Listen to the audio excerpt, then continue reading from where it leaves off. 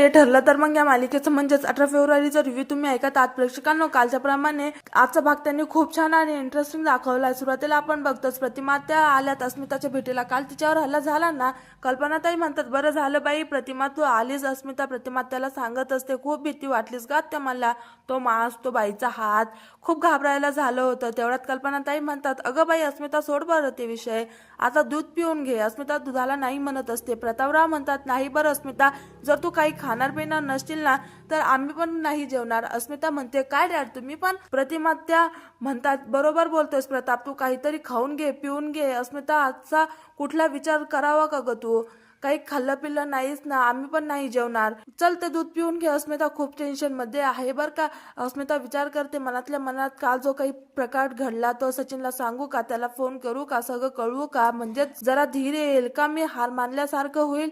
सचिन समोर तिच्या मनात बरेच विचार येत असतात. तेवढ्यात अर्जुन आणि सायली घरी आले. चैतन्यावर हल्ला झाला ना, थोडासा त्याला लागलेलं असतं, त्याचमुळे सगळेच घाबरतात आणि विचारपूस करतात काय रे पोरांनो, अरे काय झालं. प्रतापराव म्हणतात अरे चैतन्य काय मारामारी करून आलायस की काय.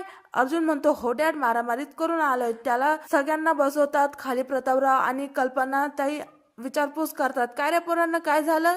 सायली सगळं सांगते. मग नागराज काकांच्या बाबतीत पुरावा बाबा हवा होता ना, एक माणूस सापडला त्याला शोधलाय आम्ही. चैतन्य सांगतो मग तिथे काय काय झालं. इथे आता त्यांचे होठ हलवताना दाखवले आणि कालचा जो झालेला प्रकार आहे ना तो सगळा दाखवलाय.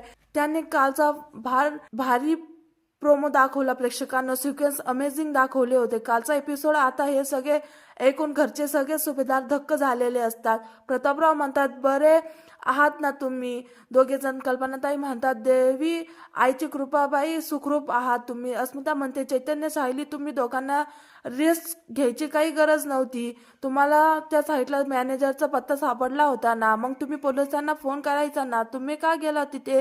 हे मात्र अस्मिता बरोबर आहे. अस्मिता म्हणते काय ग सायली तू पण अर्जुनच्या भूमिकेत शिरून तशीच रिस्क घ्यायला लागलीस का, अर्जुन सारखी झाली. अस्मिता ताई आम्हाला